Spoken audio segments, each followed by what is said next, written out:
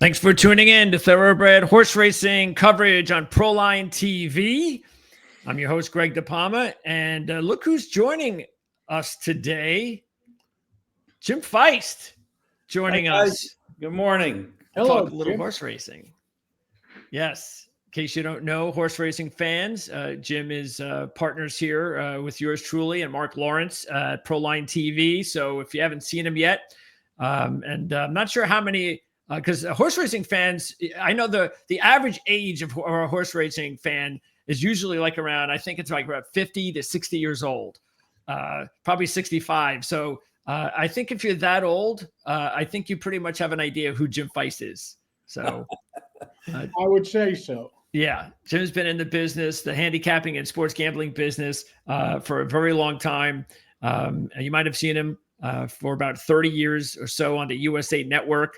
The only handicapper that had a TV show on a weekly basis for that long, or for any period of time during what was it, the 80s or 90s, Jim? Well, boy, it was 36 years that we were on there. It was we covered a lot of territory, 80s, 90s, yeah, early. That's early quite a run. Yeah, that's quite a run. Not many people could say that. So, well done. It was a long run. I was young when I started and old when I quit.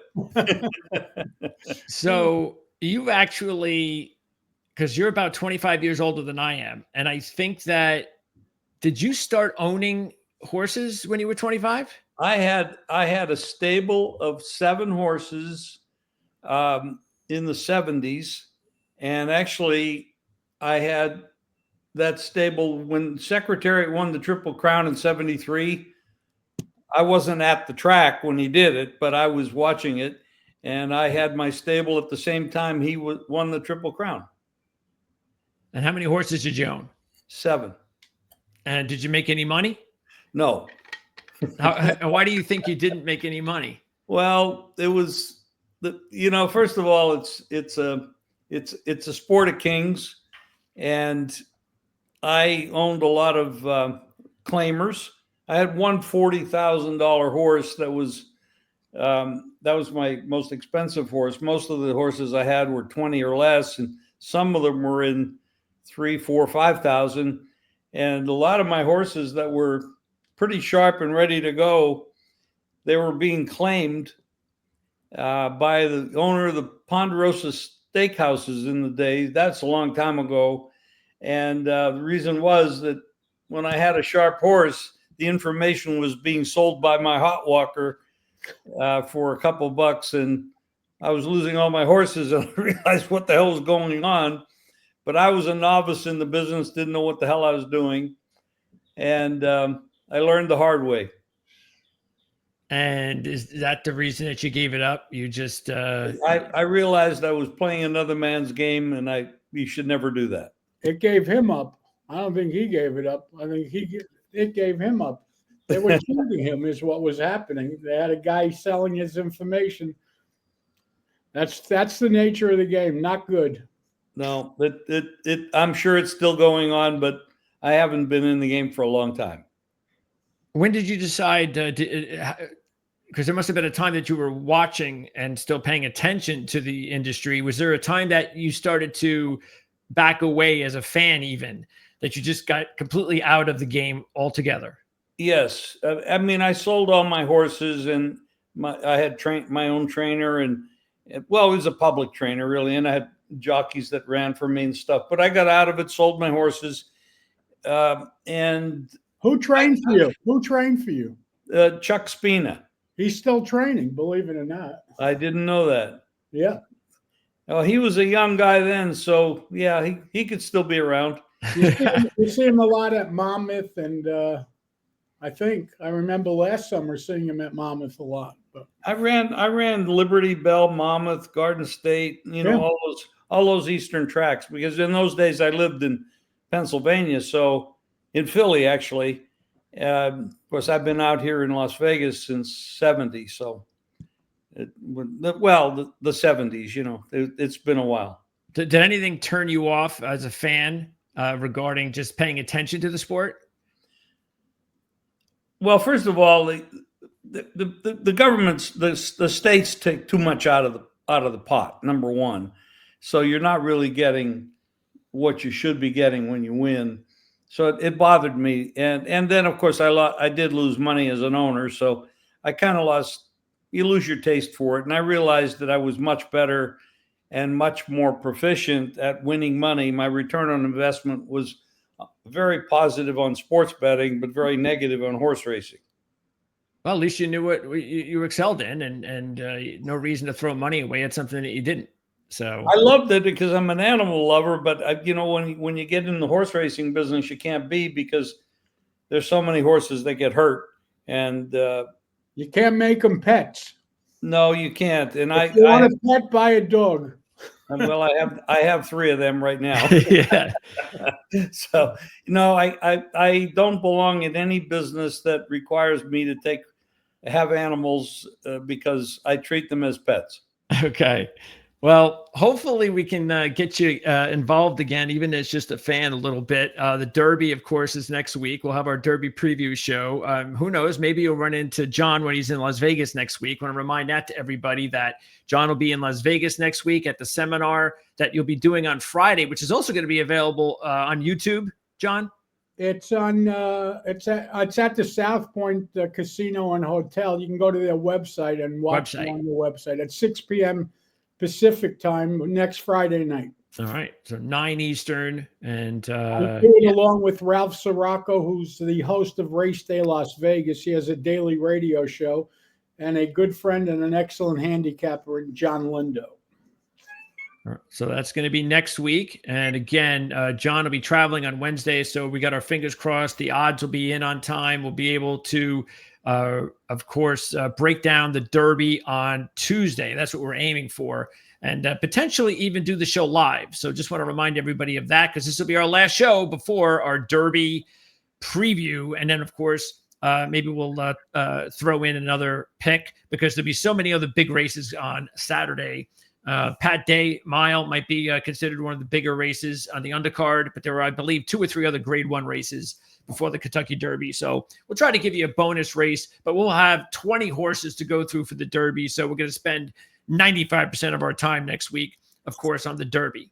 Well, we'll also be doing the Oaks, which is the Derby for fillies, which is on Friday. So those are the 2 races we're definitely doing. There you go. So we'll have some bonus race coverage for you that we'll be able to post the day before our Kentucky Derby coverage. So I'm looking forward to that. The more the merrier.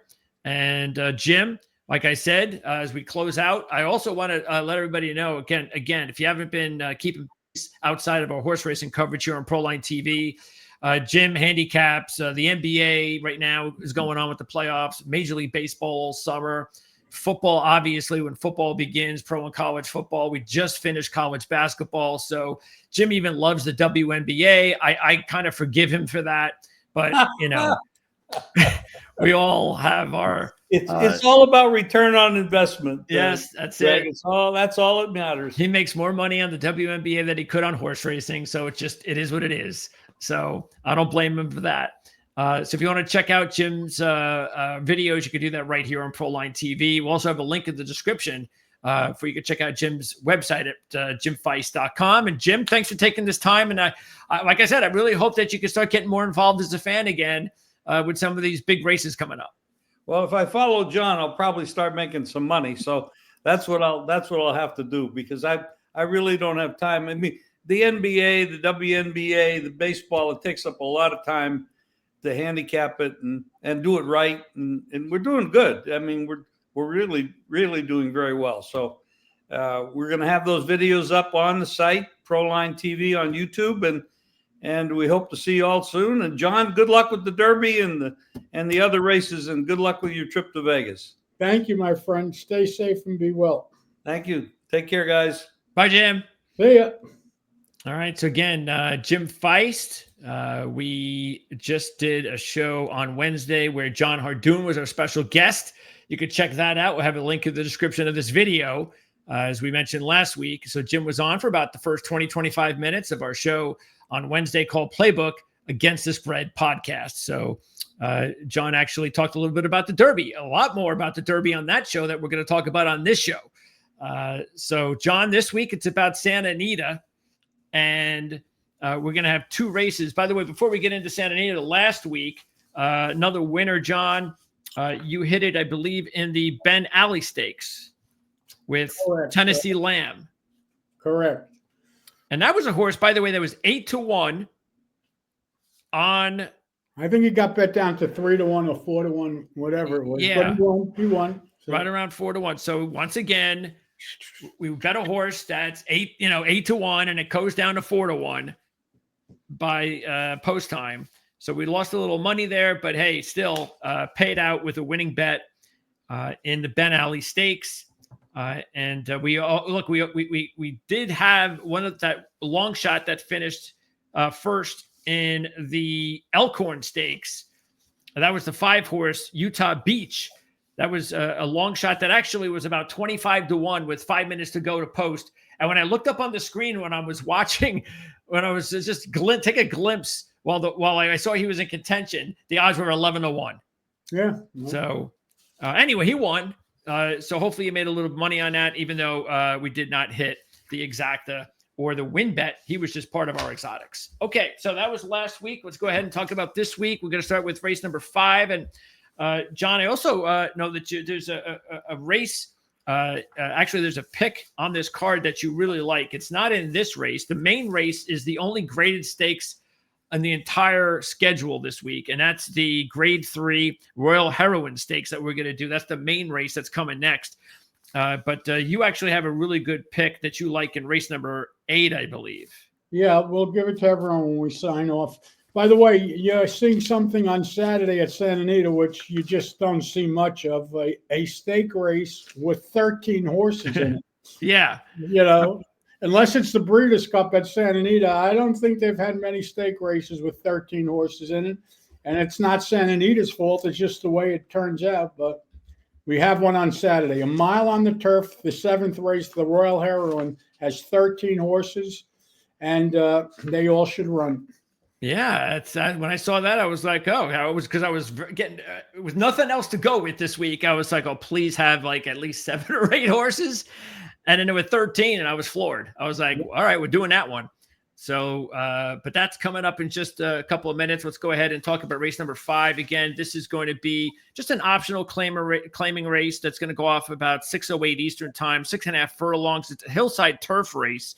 It's for 3-year-olds and up, which have never won 21,000 twice other than maiden, blah, blah, blah. All right. So the morning line favorite in this one, John, is the 3 Mucho del Oro at 5-2. And then another one right by him at 3-1 is We're in Trouble. That's the 6 horse. But let's go through the field here. And the 1, Elwood Blues, is an interesting horse for a couple of reasons. One, you would look at him, you see he's 4-1, and you say, okay, I can see that. He's got a 6, couple starts back. He's got a few 8s and 9, and in this race, that's pretty good. But then you realize he's never been on a turf race in his life. But what do you think about the fact that he does bring some good sheet numbers in, including that 6 a couple of starts ago? Yeah, well, there's a few things. First of all, he was claimed away from Bob Baffert. Mark Latt's a terrific trainer and having a terrific meet, but the fact that Baffert never put him on the grass and now he's going to try to put him on the grass, and he's only 4-1. It's not like you're getting a price here. So I'm against this horse. The 2 is Gojo 1, who looks a little bit too slow. He's coming on 12. He's got a couple of 12s over his last few starts, but this is only going to be his 2nd race since August of 23. Yeah, that's the problem with him. And the trainer is 0 for 24 at the meet. The horse has never been down the hillside turf course. By the way, when you run on the turf and you run down the hillside turf course, they're totally different kind of races. You really want to try, as a general rule, this is just a handicapping angle for people. But when you play horses coming down the hill, you really want to try to find horses that are cutting back in distance, horses that ran distance races in their previous race, and now they're coming down the hill. Those kind of horses always seem to fire.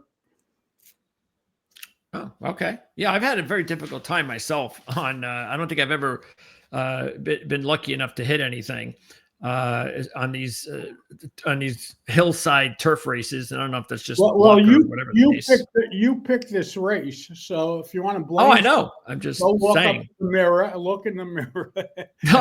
Hey, it's not about me. That's why I picked these races. I know you would do them differently, but I just try to pick the races that have the best horses. That's all.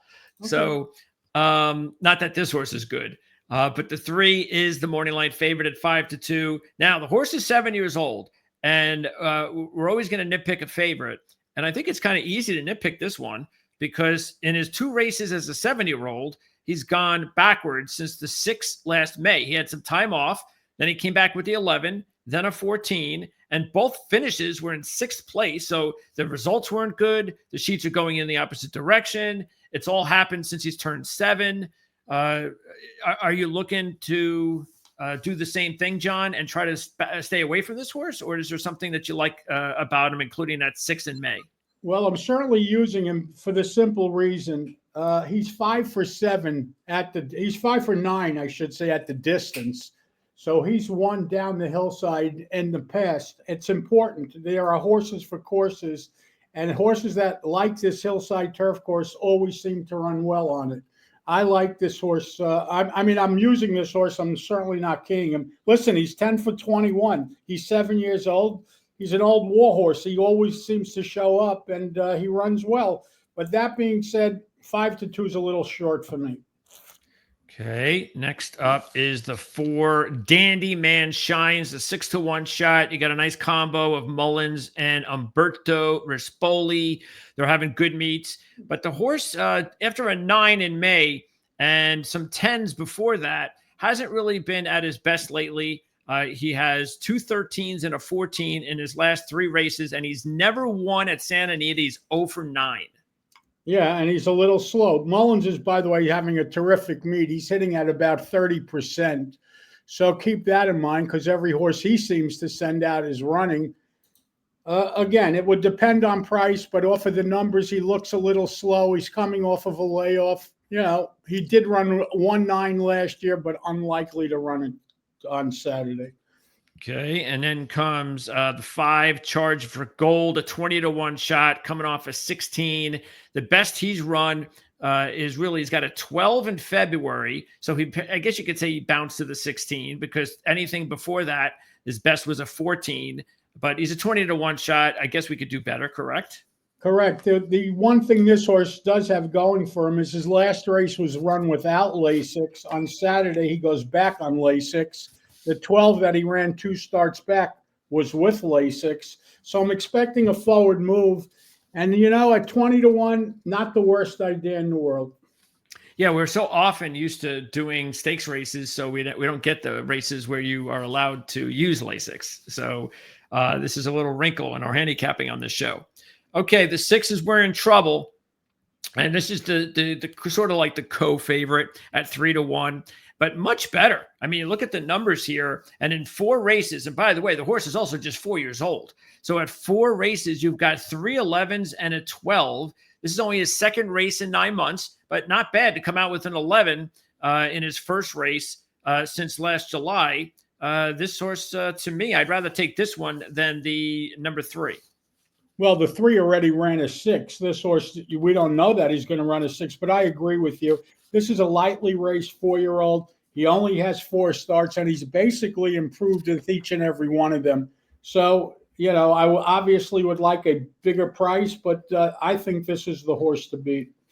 The 7 is Sharp as Attack, and Sharp as Attack is a 6-1 shot. He has not raced since March of last year when he ran a 9. He actually had back-to-back 9s with 2 different stables, I believe. So that was interesting. One on turf, one on dirt. You know, but you definitely see a noticeable downgrade as far as the jockey is concerned. That's something to keep an eye on. Peter Miller's having a weak meet as of now. And you're only getting 6-1. It's kind of, you know, I think I want a little bit better than 6-1 when we haven't seen this horse in a while. Yeah, that's the problem with this horse. He had 5 races 2 years ago. Last year, only 2 races. He's coming off of a long layoff, and it's first time Peter Miller. However, it was Phil D'Amato in the past. and D'Amato was very hot at the time. I don't really want to play a horse like this off the long layoff at this distance. I don't like him. The 8, though, I definitely want to put in there side by side with the 6, and that's Fast Buck. He's 7 years old, so there's a little bit there. But unlike the other horse at 7 that's going in the opposite direction, the 5-2 shot, Fast Buck in his last 2 races, and hey, we've got doubles. We've got double 9s, John. So we've got Fast Buck, a 5-1 shot with double 9s at 5-1. Yeah, I mean, listen, here's the problem with this horse. He's speed. There appears to be a lot of speed in the race. And if you look at the racing form or Brisnet, whatever you're looking at, he's never really passed a horse in the stretch. He always seems to stop. He goes to the lead, but he never goes forward in the stretch. So to me, that's a little bit of a concern. And when you have a 7-year-old that paired up numbers, the 9s, you can look at him as an effort. You don't get better at 7. You know, so the last 2 races, they're like tops to me. I think he's going backwards. Originally, I liked him, but there's speed in the race. There's a ton of speed in the race. The 2's going to show speed. The 5 is going to show speed. The 7 is going to show speed, and the 8's going to show speed. So the race basically sets up for the 6, and that's who I like best in the race. I'm going to use the 6 over the 3, 5, and 8. And I'm going to use the 6 over the 1 and the 8. So we're both going with the 6. That is We're in Trouble. Question: what is it when they have the price there right next to where the age is? Like they'll say 80,000. What is that for? That's what they purchased the horse for. Where do you see that? Oh, no, I'm talking about, is that what you have to claim the horse for? If you want to claim these, yes, like the 1 horse, you could get the 1 horse. This is an optional claiming race. So some horses in the race are entered to be purchased. So the 1 is entered to be, if you want to buy the horse, you can get him for 80,000. You want to buy the 3, he's 80,000. The 4's 80. The only horses that are entered without a price tag on them is the 2, the 6, and the 7. Everyone else is for a tag. And so if, let's say you do put a claim in, what's the next step? They drop the claim in. You have to have a check for 80,000 plus tax or whatever. And if more than one person wants him, well, then they draw straws, kind of, they shake for him, and whoever wins the shake gets the horse. Wow. Okay. Interesting. So there's no rocks, paper, scissors or nothing? Well, it's kind of like that. You're shaking and you're pulling a pill out, and whoever gets the winning number wins it. So yeah. Okay. And is that it? By the way, can you change your mind as an owner? No. At the last minute. Once you drop the tag, once you drop the claim in, he's yours. But in this day and age of HISA, if the horse gets hurt in the race or doesn't finish the race or comes back lame or sore, they have the right to void the claim, and he's yours. And that happened because there was a horse a couple of years back that was claimed, and he happened to break down. And the people that owned the horse, they were like high-fiving in the winner's circle and everything, that some other sucker got the horse. It's kind of bad sportsmanship, so they did away with that. Wow. Yeah. High-fiving in the winner's circle with the lame horse. Well, that's because they had nothing to do with it anymore, but yes, that's correct. Yeah, that would not have been good for a television broadcast, that's for sure. No. Okay. All right, so there you go. Race number 5. That should go off about 10 after 6 on Saturday. Let's now go to the big race of the week, and that's at Santa Anita, race number 7, a mile turf race called the Royal Heroine. And this is a $100,000 purse for fillies and mares of 4-year-olds and up. It should go off about an hour, actually, right after the 5th race. Of course, the 6th in between, naturally. 7:08 to be precise. And the morning line favorite is the 6, Tirupati. Tirupati, the 2-1 favorite, with Jonathan Thomas and that boy again, Umberto Rispoli, both having good meets at this time. Tirupati, by the way. Umberto Rispoli will be riding the favorite in the Derby. He's on journalism. Oh.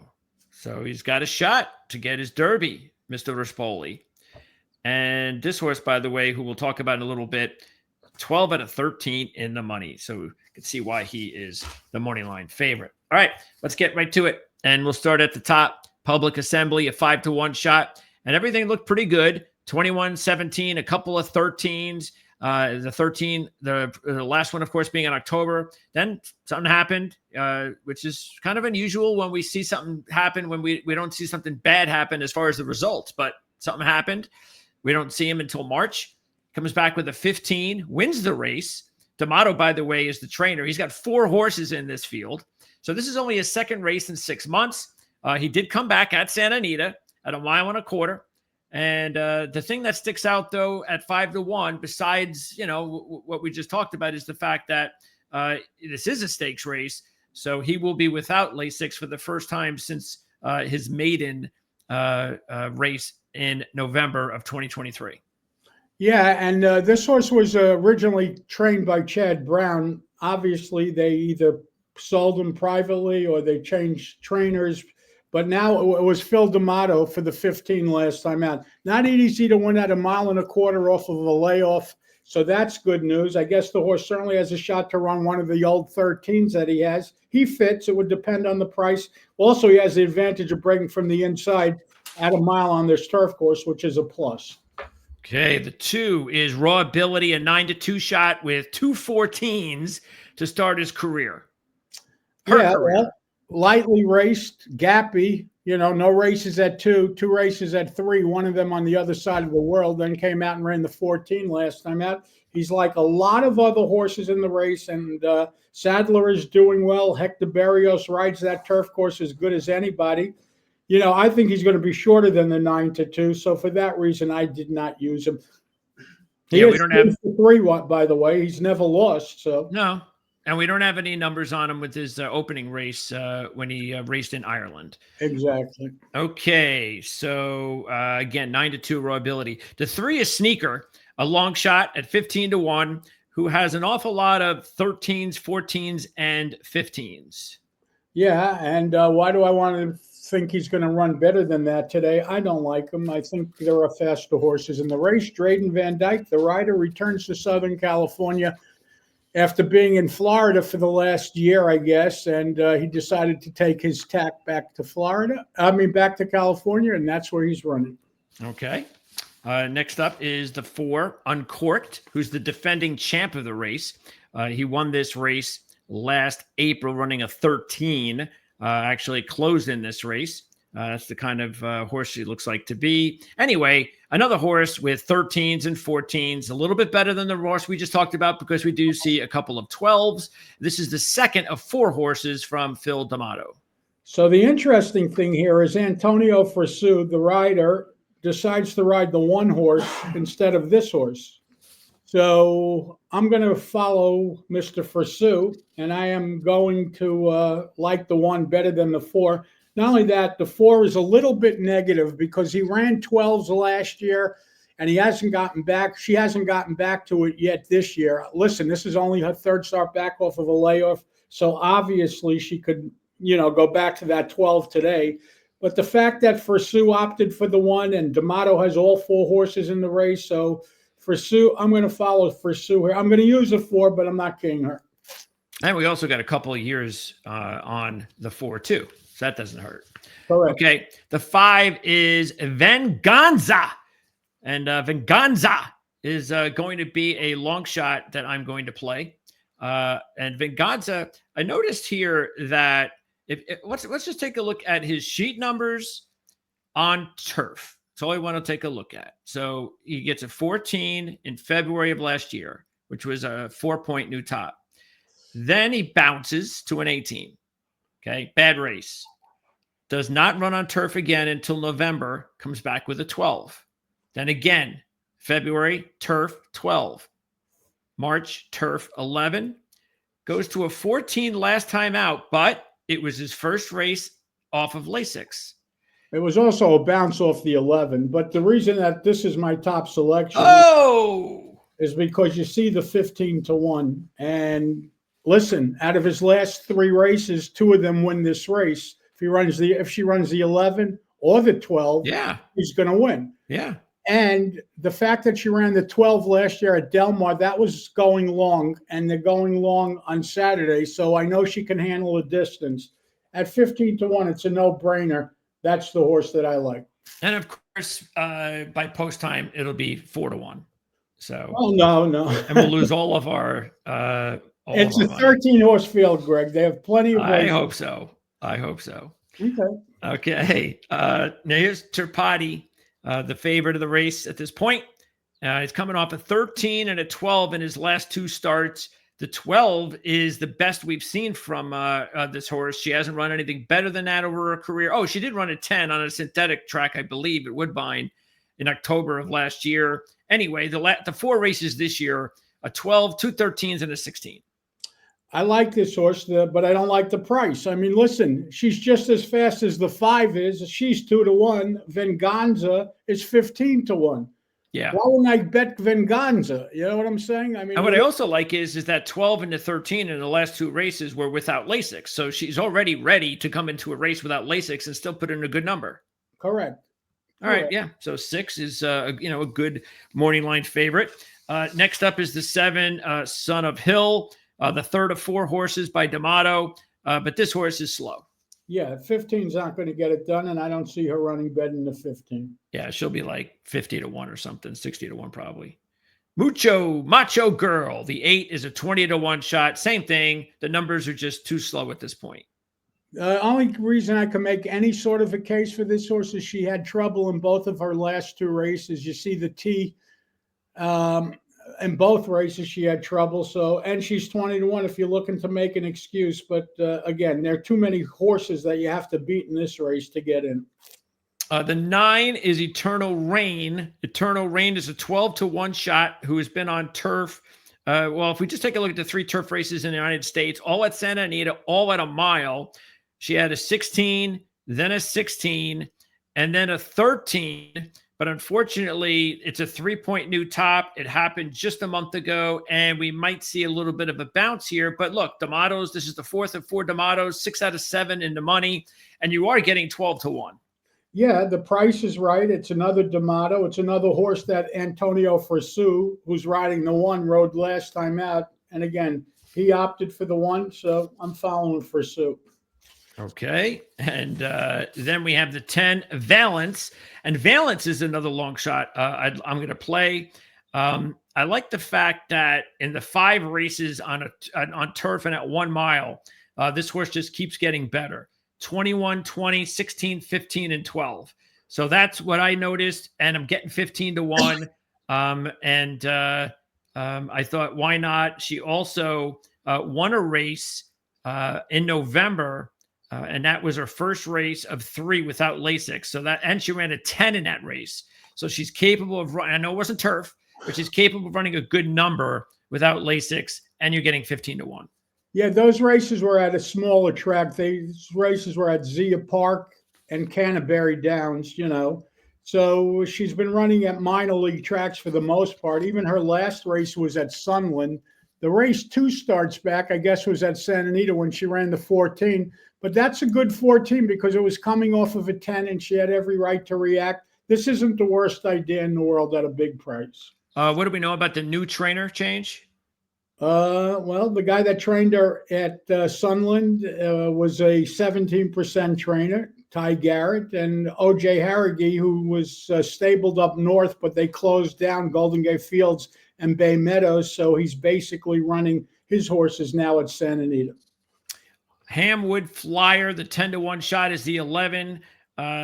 Before that, 40, which was the last race at Santa Anita. Not sure what happened there. But before that, I'll tell you what happened. It was a race that came off the grass that was running the slop, and the horse is a turf horse.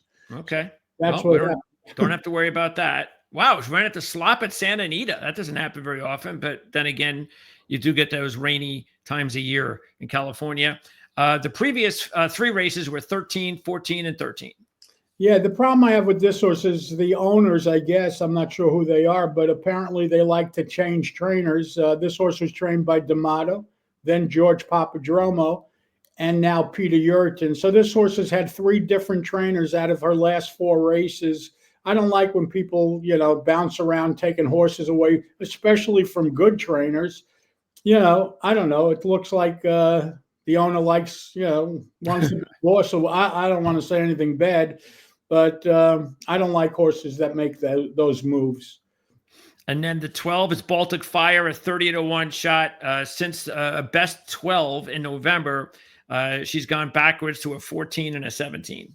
Well, the 14 was the bounce off the 12 without Lasix. She went back on Lasix last time out and just didn't run well. She's been freshened up, and she's 30-1. I don't like her here. And finally, the 13 is Lunar Impact, another 20-1 shot coming off 3 consecutive 13s. Yeah, but the 3 consecutive 13s were a year ago, literally almost a year ago. The last race was in July. Before that was last May, and before that was last February. And she's breaking from the 13 post. Good luck. John, you're going with currently the long shot, the 5 horse, which I love. I'd love to see you do that. So what else you got? I'm putting the 5 in exactas first and second with the 1 Public Assembly, the 4 Uncorked, and the 6 Turapati. 5 with 146 first and second. Obviously, a win and place bet on the 5 anywhere near that price. All right, and I'm gonna go with the 6, but I love the 5. Obviously, I'm also going to throw in the 9 and the 10. So I'm going to throw in 3 long shots with the favorite, the 5, 9, and 10. And before we say goodbye until next week, when we have 2 shows that we're going to come to you here on Proline TV. One show will be to preview Kentucky Oaks Day. Second show will preview Derby Day, of course. So can't wait for recording those shows. And we'll let you know, by the way, if we're going to do them live. And that's why you want to subscribe to the channel. Hit that notification bell after you subscribe, because that will let you know with an email. That's the easiest way for them to contact you and say, hey, by the way, just so you know, there's a live show coming on at such and such time on Tuesday night. So keep an eye on that possibility. I feel like a horse in the 8th race on Saturday at Santa Anita at 6 furlongs. It's not a great bet, but if you really get 8-1, it becomes a very good bet. And it's the number 4 horse, Twilight Empire, in the 8th race. I love the trainer change to Liberato Baracchio. Kyle Frey re-rides. I just think this horse, she's an 8-year-old mare, but I think she's coming up to a big race, and I like the 4, Twilight Empire, 8-1 on the morning line to upset and win the 8th race on Saturday at Santa Anita. There it goes. That's it. We'll see you next week for our Kentucky Oaks and Kentucky Derby specials. Can't wait, John. Appreciate your time as always. Thank you, Greg. Stay safe and be well. And don't forget, listeners, hit subscribe. It don't cost you anything, and you get to get noticed or when we're going to have the live shows or whatever. Thank you, Greg. Thanks, John. See ya.